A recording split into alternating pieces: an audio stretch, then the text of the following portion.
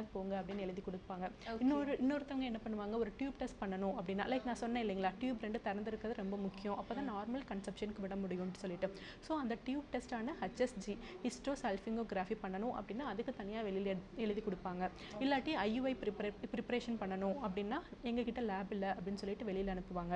இல்லை test tube baby பண்ணணும், like IVF ஃபிக்ஸி பண்ணணும் அப்படின்னா அதுக்கு வேற எங்கேயாவது அனுப்புவாங்க. ஸோ அந்த மாதிரிலாம் நம்ம யார்கிட்டையும் அனுப்புறது இல்லைங்க. ஏன்னா எல்லா ட்ரீட்மெண்ட்டுமே நம்ம ஹாஸ்பிட்டல்லையே எல்லாத்துக்குமே பண்ணிட்டு இருக்கோம்.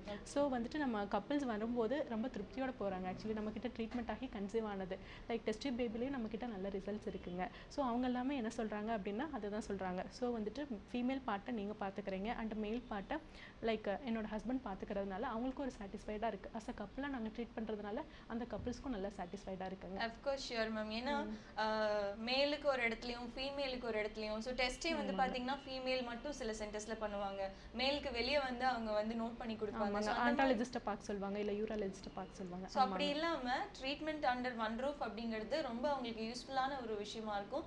ப்ளஸ் வந்து அலைச்சல் இருக்காது.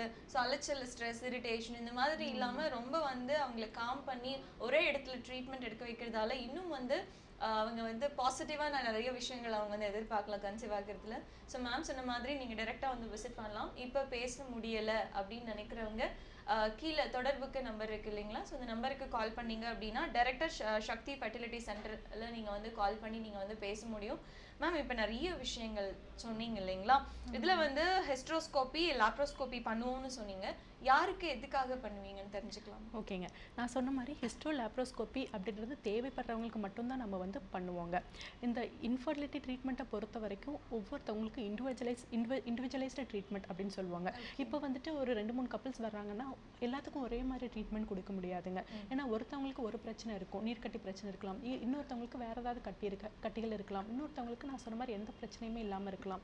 ஸோ வந்துட்டு இண்டிவிஜுவலைஸ்டு ட்ரீட்மெண்ட்னு தான் சொல்லணுங்க. சரிங்களா, யாருக்கு எந்த ட்ரீட்மெண்ட் தேவைப்படுதோ அவங்களுக்கு அந்த யாருக்கு என்னென்ன ட்ரீட்மெண்ட் தேவைப்படுது அப்படின்றத பார்த்துட்டு அவங்களுக்கு அந்த ட்ரீட்மெண்ட் பண்ண வேண்டியது இருக்கும்.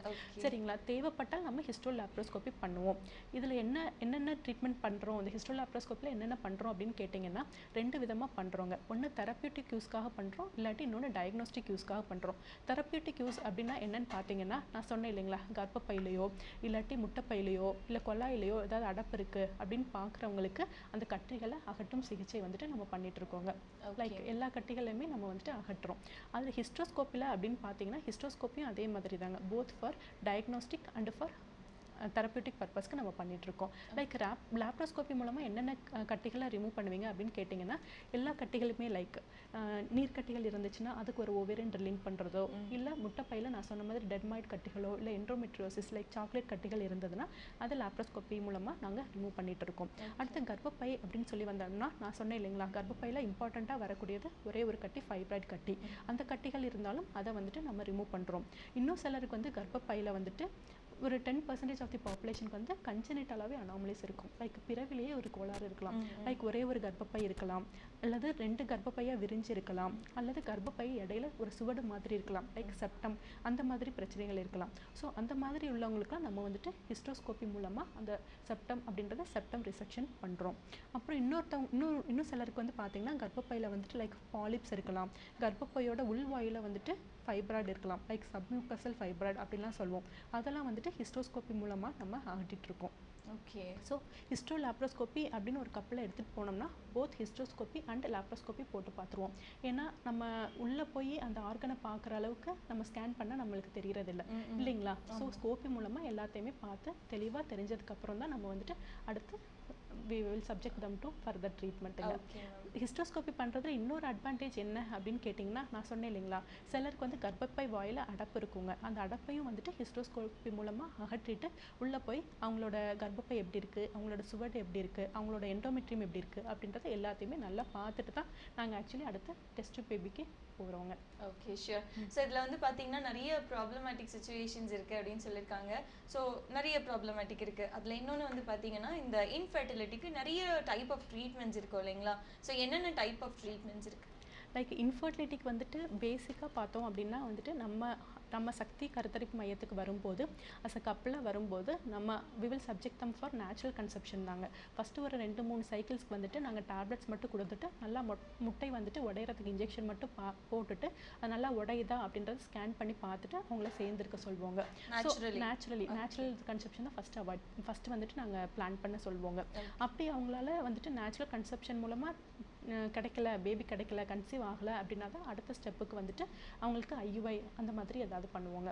ஐயுஐ அப்படின்னா என்ன அப்படின்னு கேட்டிங்கன்னா விந்தெடுத்து போட்டு ட்ரீட்மெண்ட்டு இன்ட்ராயூட்ரைன் இன்செமினேஷன் அப்படின்றது பண்ணுறோங்க. ஸோ நம்ம இதெல்லாம் பண்ணிட்டு இருக்கும்போதே நம்மளுக்கு ஓரளவுக்கு அவங்களோட ஐடியா கிடச்சிருங்க யாருக்கு என்ன ப்ராப்ளம் இருக்குன்ட்டு. சப்போஸ் மேல் பார்ட்னருக்கு ஏதாவது ப்ராப்ளம் இருக்குது, மேலுக்கு வந்துட்டு கொஞ்சம் விந்தணுக்கள் கம்மியாக இருக்குது அப்படின்னு நம்மளுக்கு தெரிய வந்ததுன்னா directly we will take them for இதுங்க டெஸ்ட் டியூப் பேபிக்குங்க. ஐயுஐ டெஸ்ட் பேபி ஐவிஎஃப் அல்லாட்டி எக்ஸிக்கு எடுத்துகிட்டு போயிடுறாங்க. ஏன்னா ஐயுஐ பண்ணணும் அப்படின்னாலே நம்மளுக்கு வந்து ஒரு குறிப்பிட்ட அளவுக்கு விந்தணுக்கள் இருக்கணுங்க. அதை பற்றி நான் எக்ஸ்பிளைன் பண்ணுறேன் உங்களுக்கு. சொல்கிறேங்க. அதே மாதிரி வந்துட்டு ஆணோட நான் சொன்னேன் இல்லைங்களா, ஒரு துளி விந்தணுல வந்து மில்லியன் கணக்கில் வந்துட்டு நம்மளுக்கு விந்துக்கள் இருக்குன்னு சொன்னேன் இல்லைங்களா. யூஸ்வலாக வந்துட்டு ஆணுக்கு வந்து விந்தணுக்கள் வந்துட்டு 30 மில்லியனுக்கு மேலே இருக்குங்க. நார்மலாக இருக்கணும் அப்படின்னா 30 மில்லியனுக்கு மேலே இருக்கணும். நான் சொன்னேன் இல்லைங்களா, அந்த ஐயுஐ ட்ரீட்மெண்ட் யாருக்கு பண்ண முடியும் அப்படின்னா 15 to 30 மில்லியன் அளவுக்கு விந்தணுக்கள் இருக்குது அப்படின்னா நம்ம இந்த ஐயுஐ பண்ணால் அவங்க கன்சீவ் ஆகிடுவாங்க. பட் எப்போ வந்து விந்தணுக்கள் வந்து ரொம்ப கம்மியாக இருக்குது, லைக் 15 மில்லியனுக்கு கீழே தான் இருக்குது அப்படின்னா நம்மளுக்கு ஒரே ஆப்ஷன் தான் இருக்குது, லைக் டெஸ்ட் பேபிக்கு தான் அவங்க போய் ஆகணும். ஓகே. ஸோ இதுவும் வந்து உங்களுக்கு வந்து ரொம்ப யூஸ்ஃபுல்லாக இருக்கும்னு நினைக்கிறேன். ஸோ இவ்வளோ லெவல் கம்மியாகிறதும் வந்து ப்ராப்ளம் தான், லெவல் ஜாஸ்தியான ப்ராப்ளம் இல்லைங்க. அவங்க நேச்சுரலாகவே தே வில் கன்சீவ்ங்க. ஓகே. ஸோ அதனால வந்து நீங்கள் ட்ரீட்மெண்ட் எடுக்கணும் அப்படின்னா இந்த மாதிரியான டீட்டெயில்ஸ் எல்லாம் நீங்கள் கேட்டு தெரிஞ்சுக்கிட்டு அதுக்கப்புறம் நீங்கள் வந்து எடுத்தீங்க அப்படின்னா ரொம்ப யூஸ்ஃபுல்லாக இருக்கும். இந்த டெஸ்ட் டியூப் பேபி, அதாவது ஐயுஐ ப்ராப்ளம் அதெல்லாம் போக டெஸ்ட் டியூப் பேபி அப்படிங்கிறது என்ன, அதை பற்றி கொஞ்சம் டீட்டெயிலாக சொல்கிறேங்க. டெஸ்ட் டியூப் பேபிலே வந்துட்டு ஐயுஐ அப்படின்றத பற்றி இன்னும் டீட்டெயிலாக நான் உங்கள்கிட்ட பேசுகிறேங்க. ஐயுஐனா என்ன, எப்படி பண்ணுறோம், யாருக்கு பண்ணுறோம் அப்படின்றத வந்து டீட்டெயிலாக சொல்கிறேங்க. எல்லாருமே நினைக்கிறாங்க ஐயுஐ வந்துட்டு ஒரு பெரிய ப்ராசஸோ அப்படின்னு சொல்லி பயப்படுறாங்க. கண்டிப்பாக அது வந்து கிடையாதுங்க. ஐயுஐ அப்படின்றது இன்ட்ராயூட்ரைன் இன்செமினேஷன். அதுக்கு அர்த்தம் என்னன்னு கேட்டிங்கன்னா யூட்ரஸ்குள்ளே விந்தணுக்களை செலுத்துறது தான் அந்த ஐயுஐ ட்ரீட்மெண்ட் அப்படின்றது. நான் சொன்னேன் இல்லைங்களா, நார்மலாக வந்துட்டு ஒரு கப்பிள்ஸ் வரும்போது நார்மல் கன்செப்ஷனுக்கு தான் ஒரு 3 months பிளான் பண்ண வைப்போம்னு சொல்லிட்டு, அப்படியும் கன்சீவ் ஆகலை அப்படின்னா ஐயுஐக்கு நம்ம எடுத்துகிட்டு போவோங்க. இந்த ஐயுஐயில் என்ன பண்ணுறோம் அப்படின்னு கேட்டிங்கன்னா, ஃபீமேலுக்கு என்ன பண்ணுறோம், மேலுக்கு என்ன பண்ணுறோம் அப்படின்னு கேட்டிங்கன்னா, ஃபீமேலுக்கு வந்துட்டு நார்மலாக மாதவிடாய் வந்து 2வது நாள்லேருந்து டேப்லெட்ஸ் கொடுக்க ஆரம்பிக்கிறோம் ஒரு 5 நாளைக்கு. ஸோ அவங்களோட முட்டை நல்லா வளர்ந்து அது உடையிற சமயத்தில் ஆணோட விந்தணுக்களை வந்து எடுத்து அதை நல்லா வாஷ் பண்ணி அதை க்ளீன் பண்ணி பெண்ணோட கர்ப்பப்பைக்குள்ளே செலுத்துகிறோம். ஸோ அப்படி செலுத்தும் போது இன்னும் வந்து சக்ஸஸ் ரேட் நம்மளுக்கு அதிகமாகுதுங்க. இதில் ஏன் வாஷ் பண்ணுறீங்க, ஏன் வந்து நாங்கள் நேச்சுரலாக சேர்ந்துருக்கக்கூடாதா அப்படின்னு சொல்லி சிலர் கேட்பாங்க. எதனால் அந்த மாதிரி ஐயுஐக்கு போகணும் அப்படின்னு சொல்கிறோம் அப்படின்னா, இந்த வாஷ் பண்ணுறதுனால அவங்கக்கிட்ட ஆணோட விந்தணுக்களையும் சில கிருமிகள் இருக்கும், சில பாக்டீரியாஸ் இருக்கும். அதெல்லாம் வந்துட்டு வாஷ் பண்ணும்போது கிளியர் ஆகி நல்ல ஆரோக்கியமான நல்ல மொட்டிலிட்டி கொண்ட ஒரு விந்தணுக்களை மட்டும் உட்செலுத்துகிறோம். ஸோ அவங்களுக்கு நேச்சுரலாக கிடைக்கலனா கூட இந்த ஐயுஐ மூலமாக கிடைக்கிறதுக்கு இன்னும் வாய்ப்புகள் கொஞ்சம் அதிகமாக இருக்குது. அதனால தான் அந்த ஐயுஐ ட்ரீட்மெண்ட் பண்ணுறோம். இந்த ஐயுஐன்றது ஒரு டே கேர் ப்ரொசீஜர் தான். சேம் டேவே நாங்கள் வந்து அவங்கள டிஸ்சார்ஜ் பண்ணிடுறோம். ஓகே. ஸோ இதில் வந்து டெஸ்ட் டியூப் பேபி அப்படிங்கிறது இன்னும் கொஞ்சம் டீட்டெயில். ஓகேங்க. லைக் அடுத்தது டெஸ்ட் டியூப் பேபி. ஸோ நம்ம டெஸ்ட் டியூப் பேபி சென்டர் வச்சுருக்கனால டெஸ்ட் டியூப் பேபி பற்றி ரொம்ப டீட்டெயிலாக நம்ம பேசலாங்க. ஓகே. டெஸ்ட் டியூப் பேபியில் அப்படின்னு பார்த்தீங்கன்னா நம்ம எல்லா கப்பிள்ஸையும் டேரெக்டாக யாரையுமே நம்ம டெஸ்ட் டியூப் பேபிக்கு சப்ஜெக்ட் பண்ணுறதே இல்லைங்க. ஃபஸ்ட்டு நான் சொன்ன மாதிரி நேச்சுரலாக வந்துட்டு ஒரு 3 or 4 சைக்கிள்ஸ் அவங்கள போக சொல்லிவிட்டு அடுத்து ஒரு 3 or 4 சைக்கிள்ஸ் நம்ம ஐயுஐ பண்ணிவிட்டு அதுலேயும் அவங்க கிடைக்கல அப்படின்னும் போது we will recounsel them. So இந்த மாதிரி யாருக்காவது ப்ராப்ளம் இருக்குது அப்படின்னா ரீகவுன்சில் பண்ணிவிட்டு then only we will take them. இல்லை ஆணோட விந்தணுக்கள் ரொம்ப கம்மியாக இருக்குது, நான் சொன்னேன் இல்லைங்களா ஒரு 15 மில்லியனாவது இருக்கணும்னு சொன்னேன் இல்லைங்களா, ஆணோட விந்தணுக்கள் வெறும் 5 மில்லியன் தான் இருக்குது அப்படின்னாலுமே டைரெக்டாக நம்ம எடுத்துகிட்டு போகிறது இல்லைங்க. ஆணோட விந்தணுக்கள் இன்னைக்கு ஒரு மாதிரி இருக்கலாம், அடுத்து ஒரு 1 month கழித்து செக் பண்ணும்போது ஒரு மாதிரி இருக்கலாம். ஸோ 2-3 வாட்டி செக் பண்ணிவிட்டு அந்த 2-3 வாட்டியுமே ரொம்ப கம்மியாக தான் இருக்குது அப்படின்னா அதுக்கப்புறம் தான் we will advise them for test tube baby. இந்த டெஸ்ட் டியூப் பேபி அப்படின்றத பார்த்தீங்கன்னா இது 2 ப்ராசஸ் இருக்குங்க. லைக் ஒன்று வந்துட்டு ஐவிஎஃப் அப்படின்னு சொல்லக்கூடிய இன்விட்ரோ ஃபர்டிலைசேஷன் அப்படின்ற மெத்தட் மூலமாக பண்ணுறோம். இன்னொன்று ICSI like intracytoplasmic sperm insemination அப்படின்ற ஒரு 2 மெத்தட் மூலமாக நம்ம பண்ணிகிட்ருக்கோம். இதுக்கு 2க்கும் என்ன டிஃப்ரென்ஸ், ஏன் வந்து இந்த 2 மெத்தட் சொல்கிறீங்க அப்படின்னு கேட்டிங்கன்னா, ஐவிஎஃப் அப்படின்றது என்ன அப்படின்னு கேட்டிங்கன்னா நான் சொன்னேன் இல்லைங்களா, ஆணோட விந்தணுக்கள் வந்துட்டு நல்லா இருந்தும் சில சமயம் வந்துட்டு அவங்களால கன்சீவ் ஆக முடியாமல் இருக்கும். அப்படி இருக்கவங்களுக்கு வந்துட்டு என்ன பண்ணுறோம் அப்படின்னா இந்த ஐவிஎஃப் ட்ரீட்மெண்ட்டுக்கு போகிறோங்க. லைக் பெண்ணோட கருமுட்டையை மட்டும் எடுத்து வச்சு ஆணோட விந்தணுக்களில் ஒரே ஒரு துளி மட்டும் ஒரு டிஷ்ஷில் விட்டுட்டோம் அப்படின்னா பை நேச்சரே அதுவே வந்துட்டு எது நல்ல ஸ்பெர்மோ அது போய் முட்டையோட சேர்ந்து அது கருவாக மாறிடும். அதுதான் வந்து இன்விட்ரோ ஃபர்டிலைசேஷன் அப்படின்றோம். அடுத்து நம்ம பார்க்க போகிறது இந்த இக்ஸி அப்படின்றது எல்லாத்துக்குமே வந்துட்டு கேள்விப்பட்டிருப்பீங்க. டெஸ்ட் பேபியில் இக்ஸி அப்படின்றது லைக் ஒரே ஒரு விந்துவை மட்டும் எடுத்து ஒரே ஒரு முட்டையோட சேர்த்து உருவாக்குற அந்த கருவுக்கு பேர் தான், அந்த ட்ரீட்மெண்ட்டுக்கு பேர் தான் இக்ஸி அப்படின்னு சொல்லுவோம். Intracytoplasmic sperm insemination. பெண்ணோட கருமுட்டையோட அந்த சைட்டோபிளாசமில் போய் ஒரு ஆணோட விந்துவை விட்டுட்டு வருவோம். இதெல்லாமே வந்துட்டு ரொம்ப பிரத்யேகமான ஒரு மிஷின் மூலமாக நம்மளுக்கு நடக்குதுங்க. அந்த இக்ஸி மிஷின் வந்துட்டு ஒரு 400 டைம்ஸ் வந்து நம்மளுக்கு மேக்னிஃபைடாக காமிக்குதுங்க. லைக் எக்கு வந்துட்டு சாதாரணமாக கண்ணில் பார்க்க முடியாது இல்லைங்களா, அதை வந்துட்டு நம்ம நல்லா மேக்னிஃபை பண்ணி 400 டைம்ஸ் பண்ணி அந்த எக்கை வந்து நல்லா பார்த்து அந்த விந்தணுக்களையே எந்த விந்து வந்து ரொம்ப ஆரோக்கியமாக இருக்கோ அந்த விந்துவணுக்களை எடுத்து அதை வந்து புல் செலுத்துகிறோம். அதனால் இது ரொம்ப என்ன சொல்கிறதுங்க, ரொம்ப ஹை அண்ட் ட்ரீட்மெண்ட்னு சொல்கிறாங்க. அந்த மாதிரி ஒரு மெத்தடுங்க. இது யாருக்கு பண்ணுறோம் அப்படின்னு கேட்டிங்கன்னா விந்தணுக்கள் யாருக்கு கம்மியாக இருக்கும். இப்போ 5 மில்லியன் தான் இருக்குது அப்படின்றவங்களுக்கு நம்மளுக்கு ஒரு 15 மில்லியன் இருக்கணும், 15 இருக்கணும், மினிமம் 15 இருக்கணும். மினிமம். ஆனா வந்து 5 இருக்கவங்களுக்கு அந்த மாதிரி ஒரு 5 இருக்குது, ஒரு 7 இருக்குது, ரொம்ப கம்மியாக இருக்குது அப்படின்றவங்களுக்கு நம்ம வந்து இந்த ட்ரீட்மெண்ட் பண்ணலாம். ஏன்னா விந்தணுக்களே நம்ம கையில் கம்மியாக தான் இருக்குது. ஸோ அந்த கம்மியான விந்தணுக்களில் எது ரொம்ப ஆரோக்கியமானதாக இருக்கோ அதை எடுத்துகிட்டு போய் ஒரு முட்டைக்குள்ளே செலுத்தணும்னா அது கண்டிப்பாக கருவாக மாறும். அதான் இந்த பேசிக்கான மெத்தடுங்க. ஓகே, ஒரு காலர் இருக்காங்க மேம், பேசலாம். ஹலோ வணக்கம். ஹலோ வணக்கம் மேடம். வணக்கங்க. யார் பேசுறீங்கம்மா? என் பேர் பிரியங்காங்க மேடம். பிரியங்கா, டாக்டர் இருக்காங்க, உங்களோட क्वेश्चंस கேட்கலாம். சொல்லுங்க பிரியங்கா.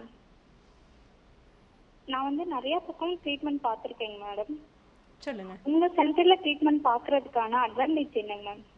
ஓகேங்க, நம்ம சென்டரில் என்ன அட்வான்டேஜ் அப்படின்றத ஆல்ரெடி நான் எக்ஸ்பிளைன் பண்ணியிருக்கேங்க உங்ககிட்ட. லைக் ஒன் ரூஃப் ட்ரீட்மெண்ட் மாதிரி தாங்க. நீங்களும் உங்கள் ஹஸ்பண்டும் வந்துட்டு நம்ம சென்டருக்கு வந்தீங்க அப்படின்னா உங்களுக்கு செக் பண்ணுறதுலேருந்து உங்கள் ஹஸ்பண்டுக்கு செக் பண்ணுறதுலேருந்து எல்லாமே நம்ம சென்டரில் நடக்குங்க. லைக் உங்களுக்கு பேசிக்கான ஒரு டெஸ்ட் வேண்டியது இருக்குது. லைக் ஸ்கேன் பண்ணணும், இல்லை ஹெச்எஸ்ஜி பண்ணணும், இல்லை ஹார்மோன் டெஸ்ட் பண்ணணும், இல்லை ஐயுஐ பண்ணணும் அப்படின்றதுலேருந்து டெஸ்ட் பேபி வரைக்கும் எல்லாமே வந்துட்டு நம்ம சென்டரில் இருக்குங்க.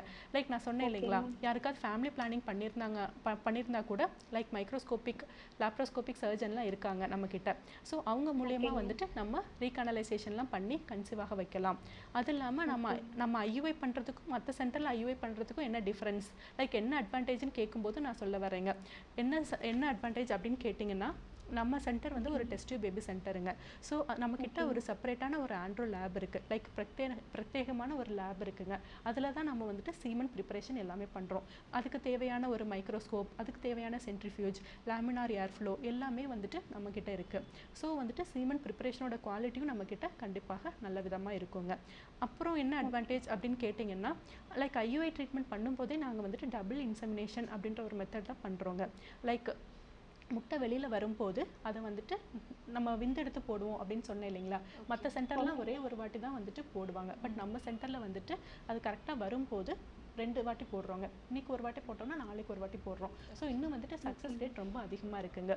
ஸோ இந்த அட்வான்டேஜ் எல்லாமே இருக்கிறதுனால நம்ம சென்டரை நோக்கி நிறைய பேர் வர்றாங்க. ஓகேங்களா பிரியங்கா? ஓகேங்க மேடம். Thank you madam. கீழே இருக்க கான்டாக்ட் நம்பருக்கு கால் பண்ணுங்க. Thank you so much for calling. So நிறைய பேருக்கு நிறைய விதமான கேள்விகள் இருக்கு. ஏன்னா அவங்க கேட்டது ஒரு ரீசனபிள் கொஸ்டின் தான். ஏன்னா நிறைய பேர் நிறைய ட்ரீட்மெண்ட் சென்டர் போயிருக்காங்க. அதனால வந்து நீங்க நேரடியா வந்து விசிட் பண்ணணும் அப்படின்னு நினைச்சீங்கன்னா ஸ்ரீ சக்ரா மருத்துவமனை வளாகம், உடுமலை, சக்தி கருத்தரிப்பு and test tube baby centre. So இன்னைக்கு நம்ம கூட doctor Savitha Ashok, MBBS, DGO, ART fellow ma'am நிறைய விஷயங்கள் சொல்லிட்டு இருக்காங்க. நிறைய கொஸ்டினுக்கு ரொம்ப டீட்டெயில்டாக எக்ஸ்பிளைன் பண்ணிட்டு இருக்காங்க. ஸோ நீங்கள் வந்து இதெல்லாம் கவுன்சிலிங் போனீங்கன்னா உங்களுக்கு எக்ஸ்பிளைன் பண்ண வேண்டிய விஷயங்கள் லைவ் நிகழ்ச்சி மூலமாக ஆன் ஏரில் நீங்கள் வந்து டேரெக்டாக மேம் உங்களுக்கு சொல்கிறதால ரொம்ப நிறைய பேருக்கு யூஸ்ஃபுல்லாக இருக்கும். வேறு ஏதாவது சந்தேகங்கள் கேள்விகள் இருந்துச்சு அப்படின்னா கீழே தொடர்புக்கு இருக்கிற நம்பருக்கு நீங்கள் காண்டாக்ட் பண்ணலாம். இப்போ டெஸ்ட் டியூப் பேபி ஸ்டெப்ஸ் நிறைய விஷயங்கள் சொன்னீங்கல்ல மேம், நிறைய பேருக்கு ஒரு பெரிய ஒரு டவுட் இருக்கு. என்ன அப்படின்னா, டெஸ்ட் டியூப் பேபி பண்றவங்களுக்கெல்லாம் ட்வின்ஸ் அந்த மாதிரி குழந்தைங்க தான் பிறக்குமா? ஏன்னா நிறைய இப்போ டெஸ்ட் டியூப் பேபி சென்டர் போனோம் அப்படின்னா நிறைய பேருக்கு ட்வின் பேபி இருக்கு. ஸோ அது எதனால அப்படின்னு தெரிஞ்சுக்கலாமா? ஓகேங்க. இது வந்துட்டு ஒரு எல்லாத்துக்கும் இருக்க ஒரு காமனான கொஸ்டின் தான். என்ன அப்படின்னா, நாங்கள் டெஸ்ட் பேபி பண்ணும்போது ஒரே ஒரு எம்ப்ரியோ மட்டும் உள்ளே வைக்கிறது இல்லைங்க. நான் சொன்னேன் இல்லைங்களா, இந்த கரு வந்துட்டு மாறுது அப்படின்னு சொல்லிட்டு, ஒரு முட்டையோட விந்து வைக்கும்போது அது கருவாக மாறுது, கருவாக வளர வைக்கிறோன்னு சொன்னேன் இல்லைங்களா. அந்த கருவாக மாறினதில் அந்த எம்ப்ரியோஸை வந்துட்டு ஒரே ஒரு எம்ப்ரியோ வந்து தூக்கி நம்ம கர்ப்பப்பைக்குள்ளே வைக்க முடியாதுங்க. ஏன்னா இவ்வளோ கஷ்டப்பட்டு இவ்வளோ ப்ராசஸ், இதில் வந்து நிறைய ப்ராசஸ் இருக்குங்க. நான் அதை உங்களுக்கு டீட்டெயிலாக என்ன சொல்கிறேங்க.